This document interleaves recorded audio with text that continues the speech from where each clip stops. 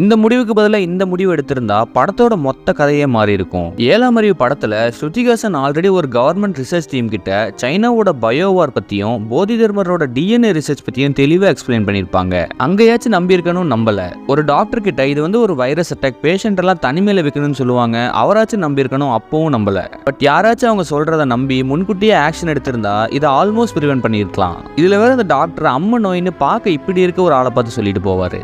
கில்லி படத்துல த்ரிஷா முத்துப்பாண்டி கிட்ட இருந்து தப்பிக்க பெத்த அப்பா அம்மா போலீஸ்னு யாரையுமே நம்பாம வீட்டை விட்டு ஓடுறதுதான் ஐடியாவை வச்சிருப்பாங்க. பட் லாஸ்ட்ல என்னாச்சு, தேவையில்லாம கபடி ஆடிட்டு இருந்தவர் இதுல மாட்ட வச்சு சாதாரண கல்யாண மேட்டரை ஒரு ஸ்டேட் லெவல் மேன் ஹண்டா மாத்தி எவ்வளவு பெருசா ஆக்கியிருப்பாங்க.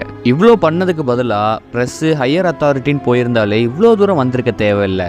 அது மட்டும் இல்லாம முத்துப்பாண்டியை கல்யாணம் பண்ணியிருந்தா தனலட்சுமி நல்லாவே வாழ்ந்திருக்கலாம். துப்பாக்கி படத்துல கிளைமேக்ஸ்ல வர வில்லன் விஜயை போட்டு அடிச்சு கைய காலெல்லாம் உடைச்சிட்டு இருப்பாரு, ஏன்னா அவர் கஷ்டப்பட்டு சாகணும்னு. பட் அங்க அவ்வளோ சீன் கொடுக்காம சிம்பிளா கன் ஆர் வேற எதையாச்சும் வச்சு போட்டிருந்தா எந்த ஒரு கிராண்ட் கிளைமேக்ஸும் நடந்திருக்காது, ஒண்ணுமே மாறி இருக்காது. ரியாலிட்டி படி பார்த்தாலும் கை காலை உடைச்சதுக்கு அப்புறம் நம்ம என்னதான் ஆட்டினாலும் பழைய மாதிரிலாம் வேலை செய்யாது.